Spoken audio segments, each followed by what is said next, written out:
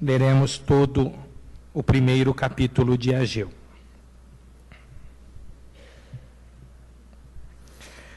No primeiro dia do 6º mês do 2º ano do reinado de Dario, a palavra do Senhor veio por meio do profeta Ageu ao governador de Judá, Zorobabel, filho de Sealtiel, e ao sumo sacerdote Josué, filho de Jeozadaque, dizendo: Assim diz o Senhor dos Exércitos, este povo afirma, ainda não chegou o tempo de reconstruir a casa do Senhor. Por isso, a palavra do Senhor veio novamente por meio do profeta Ageu.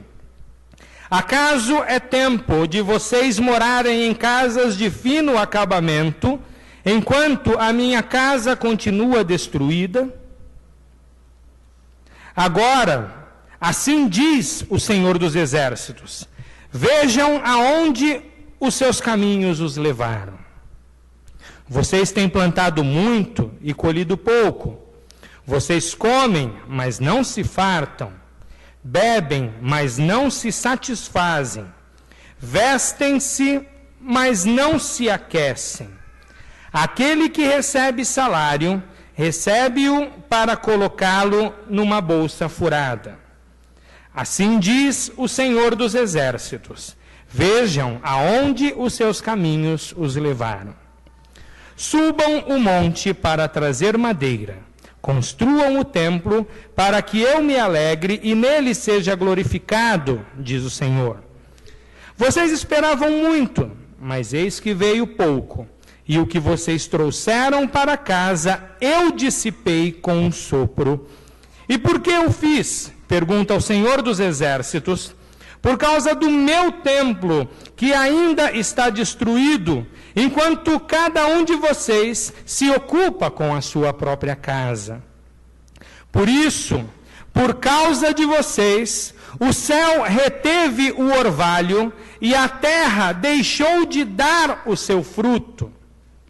Nos campos e nos montes provoquei uma seca que atingiu o trigo, o vinho, o azeite e tudo mais que a terra produz, e também os homens e o gado. O trabalho das mãos de vocês foi prejudicado. Zorobabel, filho de Sealtiel, o sumo sacerdote Josué, filho de Jeozadaque, e todo o restante do povo obedeceram à voz do Senhor, o seu Deus, por causa das palavras do profeta Ageu, a quem o Senhor, o seu Deus, enviara. E o povo temeu o Senhor. Então Ageu, o mensageiro do Senhor, trouxe esta mensagem do Senhor para o povo. Eu estou com vocês, declara o Senhor. Assim o Senhor encorajou o governador de Judá, Zorobabel, filho de Sealtiel, o sumo sacerdote Josué, filho de Jeozadaque, e todo o restante do povo. E eles começaram a trabalhar no templo do Senhor dos Exércitos, o seu Deus, no 24º dia do 6º mês do 2º ano do reinado de Dario. O tema da nossa meditação: mude para melhor. Vamos orar. Te louvamos por tua palavra, ó grandioso e excelso Deus. E clamamos-te, Senhor, que a tua palavra seja tornada pelo teu Santo Espírito pessoal para cada um dos teus filhos aqui. E que a tua palavra promova em nós, e depois, por meio de nós, os teus desígnios, e seja tudo isto para a tua glória. Em nome de Jesus. Amém.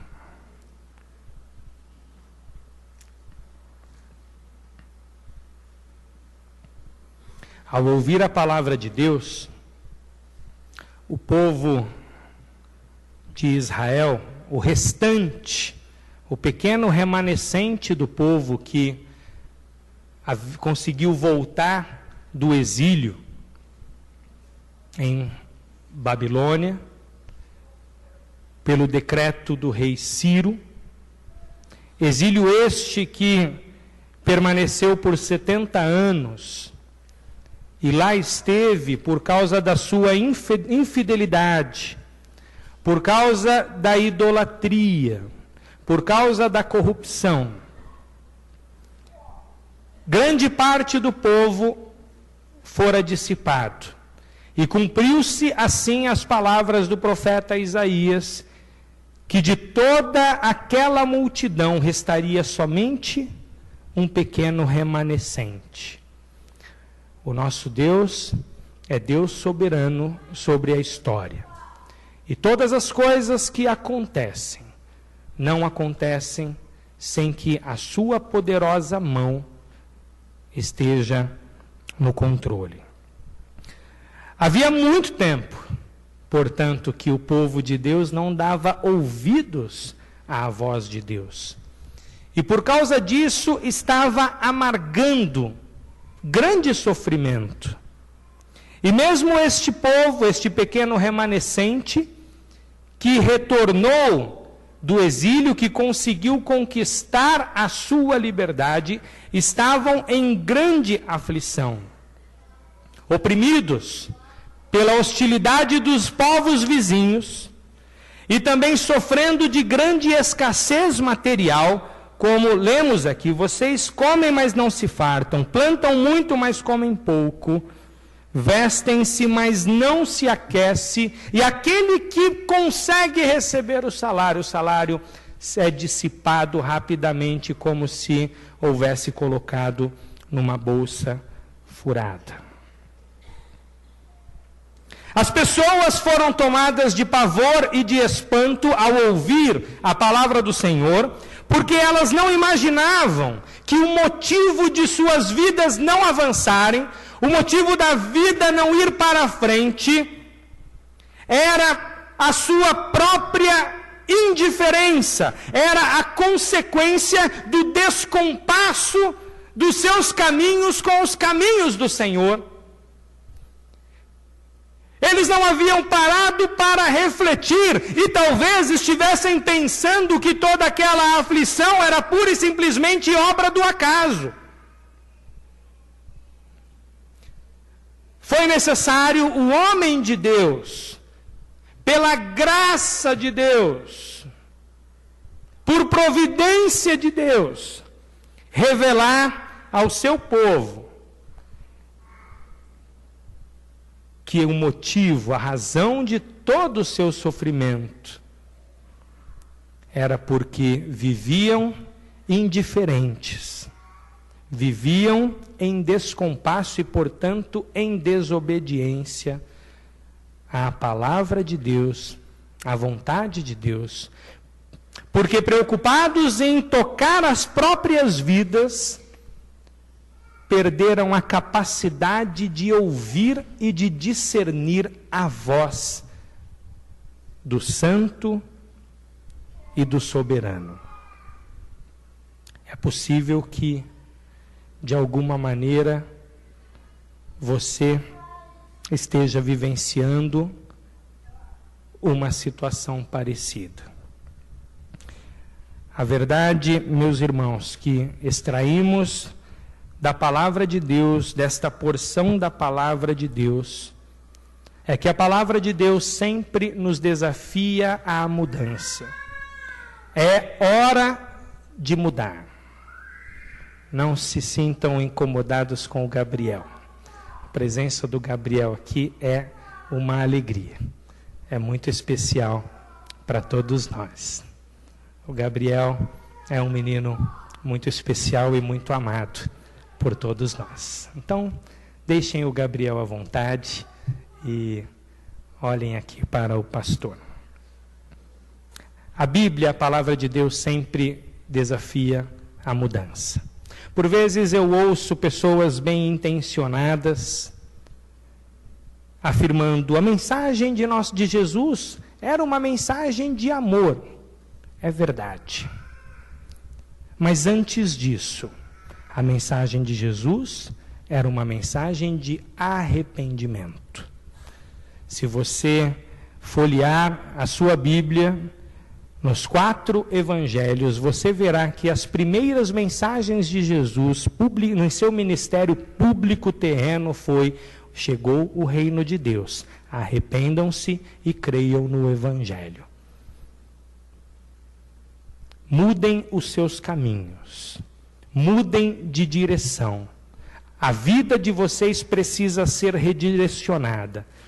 Tudo que você faz, tudo que você é, a maneira como você tem conduzido a sua vida, agora tudo está sob júdice, porque o mundo está sob nova direção, a direção do reino de Deus. E tudo aquilo que não está de acordo com o reino de Deus será lançado fora na condenação eterna, no lago do fogo eterno. A mensagem do Evangelho é uma mensagem de arrependimento. Jesus foi a suprema manifestação, sim, do amor de Deus.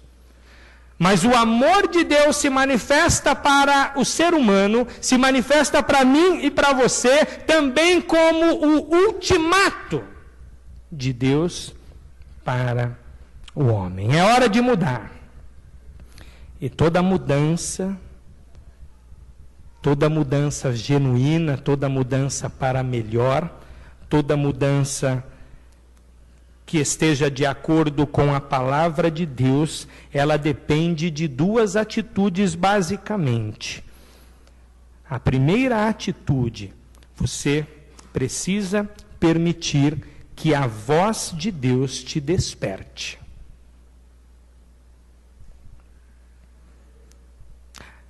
A palavra de Deus, ela tem este poder de abrir os olhos, abrir os teus olhos para a realidade espiritual que está por detrás dos fatos da vida. Repito, a palavra de Deus abre os teus olhos para a realidade espiritual que está detrás dos fatos da vida.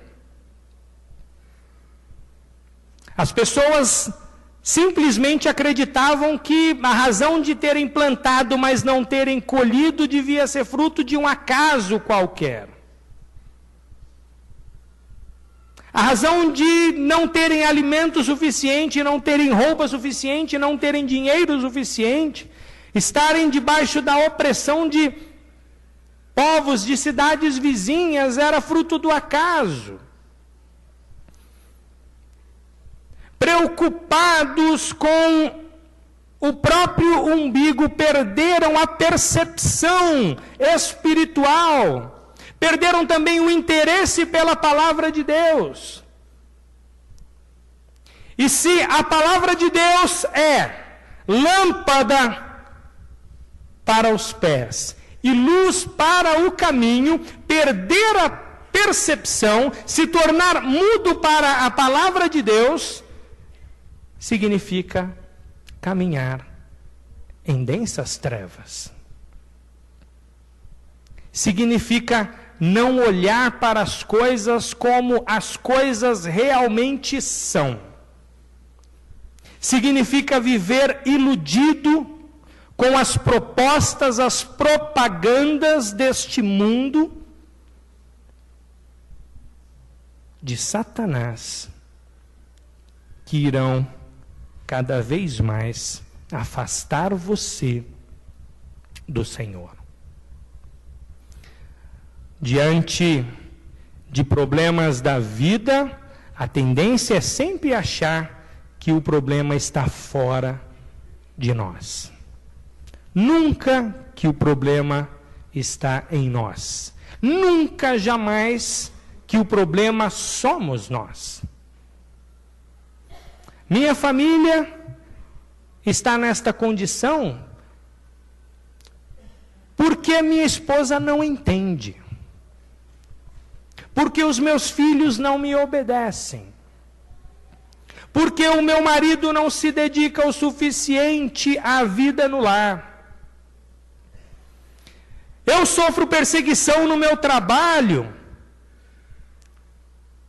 por causa da influência maligna que está sobre o meu patrão, ou sobre aquele meu colega.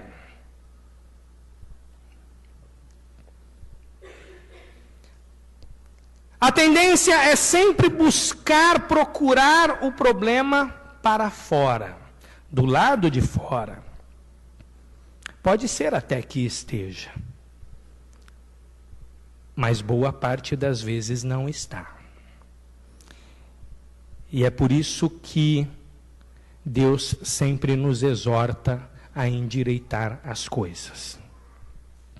Deus sempre nos exorta a acolher a sua palavra com temor, como o povo aqui no verso 12 temeu ao Senhor. Acolher a palavra de Deus com temor é o oposto de tratá-la com indiferença. O temor de Deus é o receio em relação àquilo que Deus pode fazer diante do mal.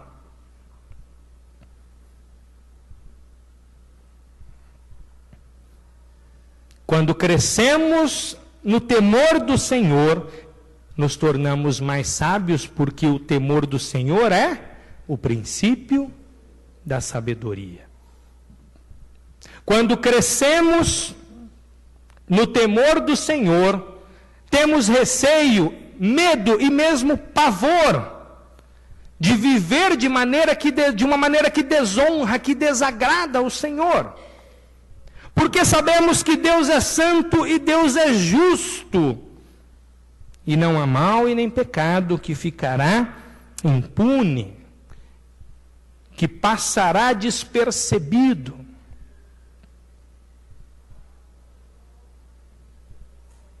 Hebreus diz que o nosso Deus é fogo consumidor.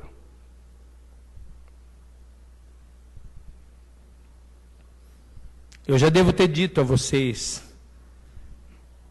mas na dúvida eu vou dizer de novo. Estava certa vez numa aula, lá no seminário, faz bastante tempo, e o assunto que estávamos tratando era aquela incômoda e indigesta frase em relação à ceia do Senhor. Quem come do pão e bebe do cálice indignamente, come e bebe para a sua própria condenação. E o apóstolo prossegue dizendo: é por isso que há entre vocês muitos doentes. É por isso que há entre vocês muitos que dormem, muitos que já morreram. Como assim? Morreram.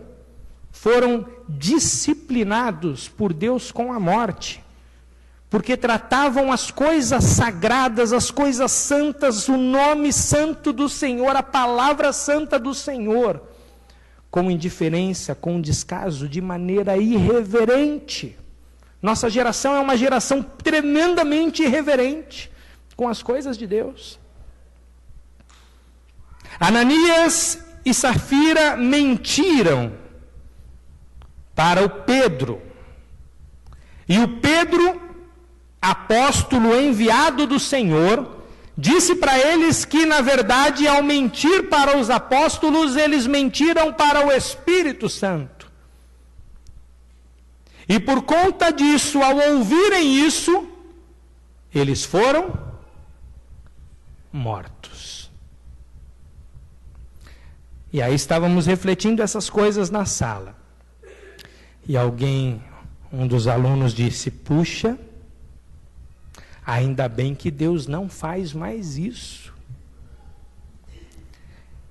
E aí o professor coçou a barba e disse assim: Deus não faz mais isso, ou está faltando gente com o discernimento de Pedro para perceber?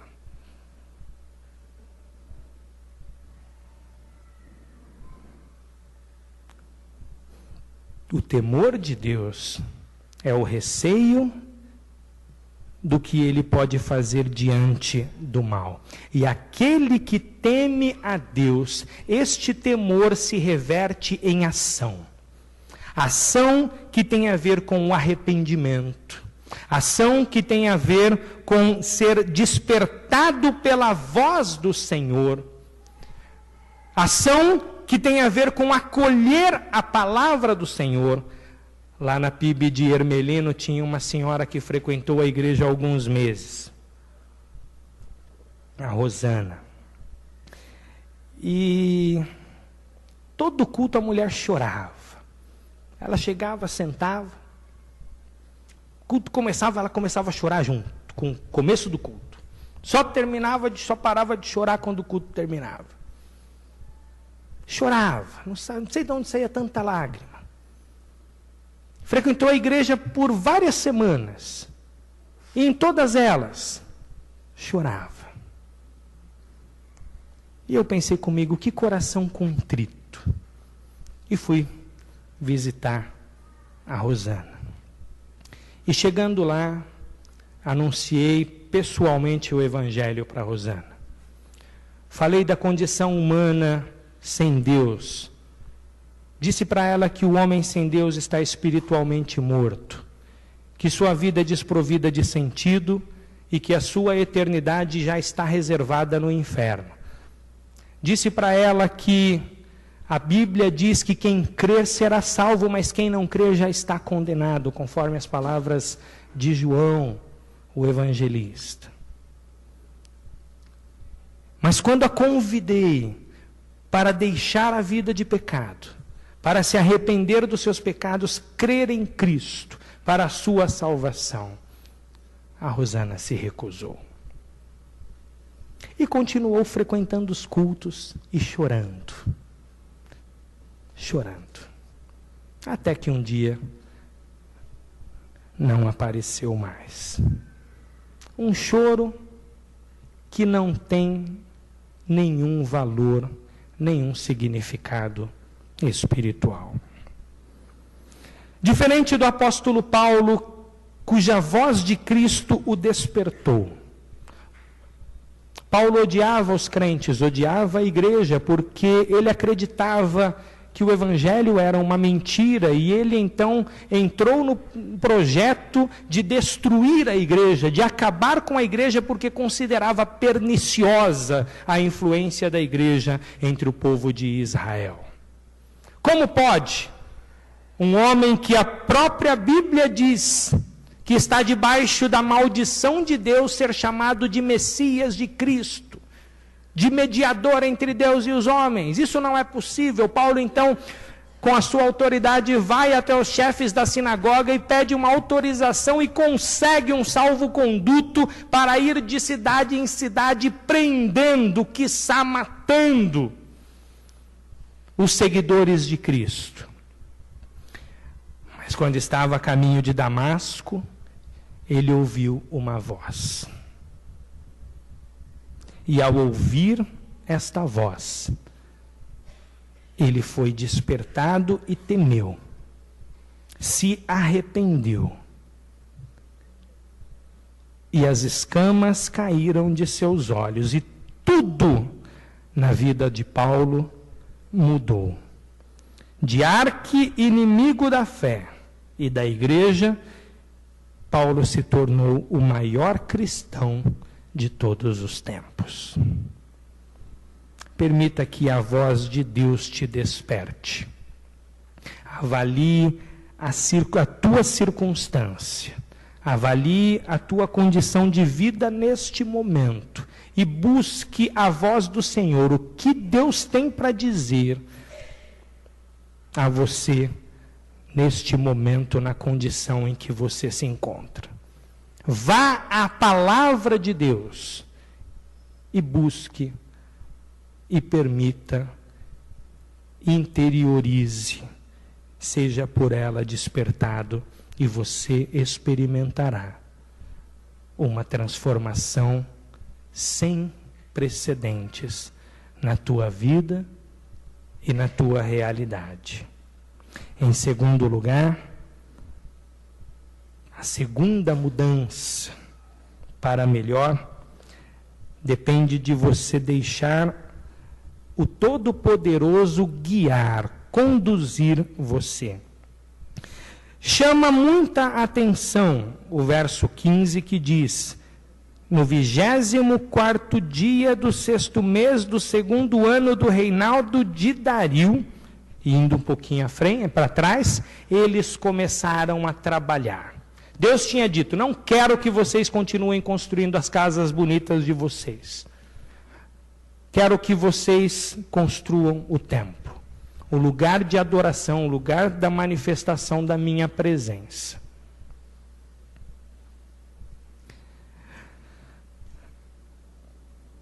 O 6º mês, que foi justamente o mês em que eles lançaram as mãos à obra, era justamente o mês da colheita.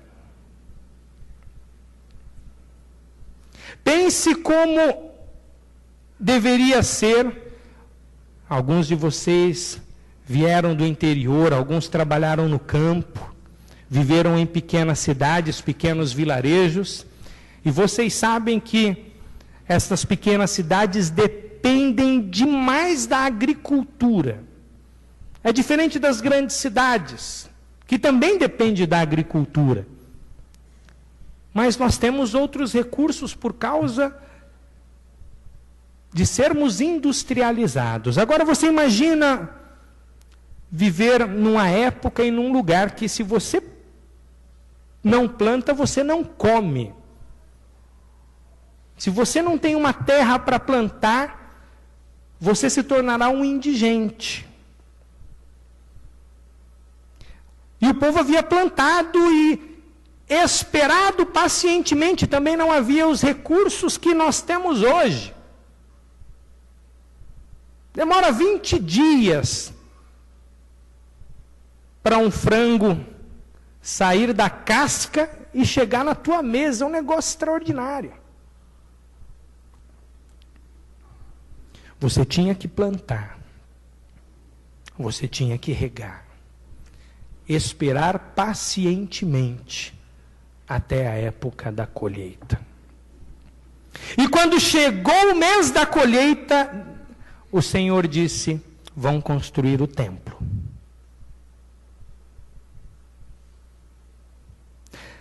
Você precisa do seu trabalho,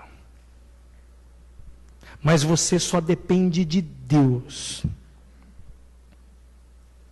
Você trabalha, mas Deus é quem te dá sustento. E aquele que é fiel ao Senhor, Deus o sustentará.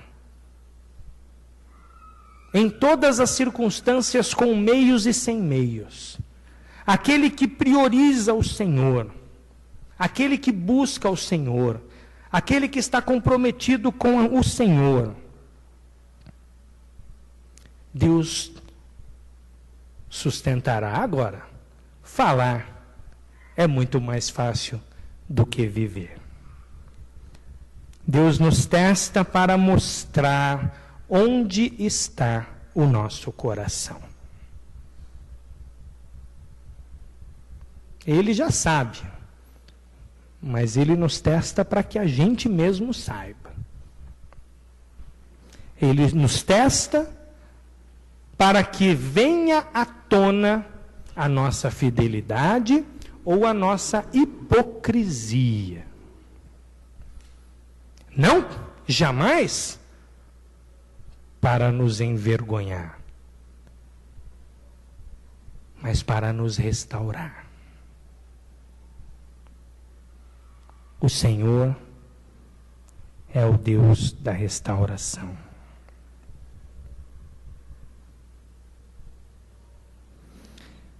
Não existe coisa mais importante do que estar certo de estar fazendo algo, estar dedicando o seu tempo, os seus talentos e os seus bens naquilo do qual você possa ouvir de Deus: eu estou com você. Foi o que Deus disse ao povo. Quando Deus mandou o povo construir o templo, no mês da colheita, o povo ouviu, temeu, obedeceu se preparou, começou a obra. Eu imagino o sujeito lá com o tijolo na mão, a colher de pedreiro, e olhando lá para as árvores comendo os grãos da plantação, para o sol secando a plantação.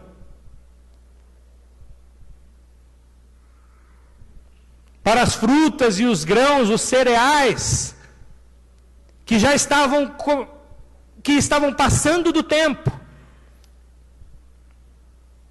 Mas eles ouviram uma voz, e essa voz disse: eu estou com vocês.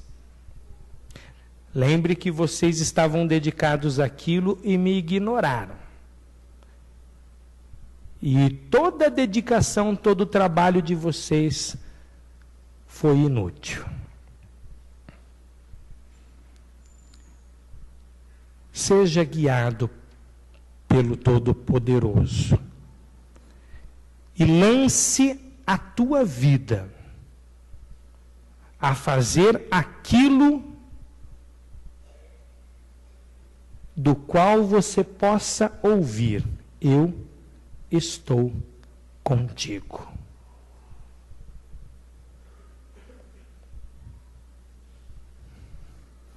Tenha certeza que o que você está fazendo na vida é ministério e não busca das suas próprias ambições. Tenha certeza de que Deus está com você. Como tenho essa certeza? Seja guiado pelo Senhor. Seja guiado pela palavra do Senhor, como Abraão. Vivia numa grande cidade, situação confortável, homem rico. E Deus disse para ele: sai da tua terra. Abandone sua parentela e vai para uma terra que eu ainda vou te mostrar onde fica.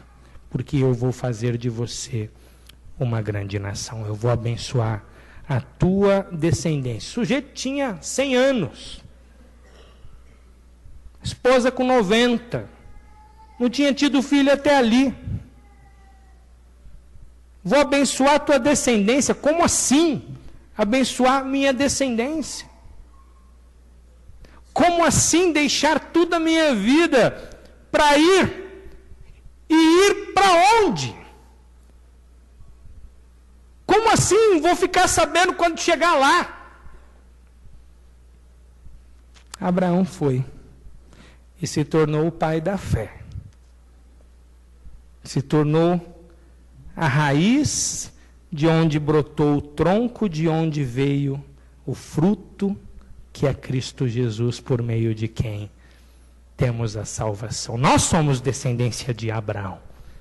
O Senhor ainda está fazendo a descendência dele uma descendência prolífera. E continua abençoando. Não é assim que acontece? Deus não abençoa aqueles que nos abençoam?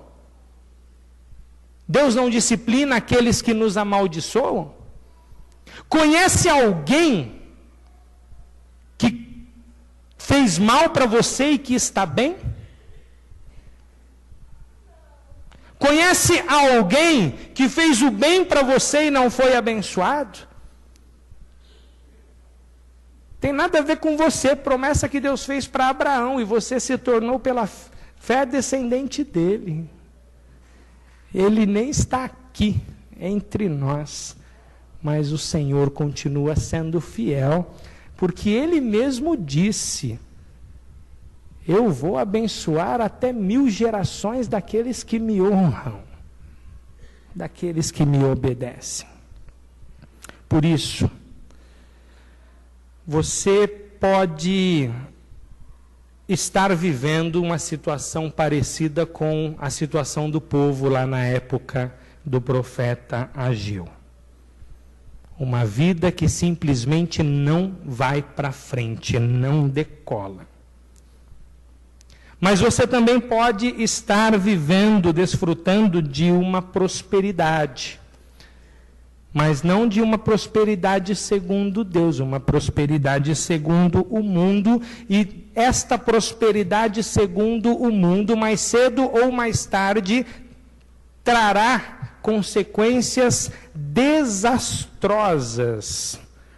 Primeiro, porque o mundo passa. Segundo, porque o mundo jaz no maligno, e o maligno é mentiroso e pai da mentira. Por isso é tempo de mudar. E toda mudança para melhor depende de você tomar hoje essas duas atitudes. A de permitir que a palavra de Deus, lida e proclamada aqui, te desperte. A decisão de não voltar para casa dizendo, foi mais um culto, foi mais um sermão. Mas de voltar dizendo, Deus falou, e eu temi, e as coisas vão mudar. E de deixar que o Todo-Poderoso guie a tua vida daqui para frente. Haja o que houver. Ainda que a vontade de Deus pareça ser um contrassenso, não faz mal. A Bíblia diz que a sabedoria de Deus é loucura para o mundo,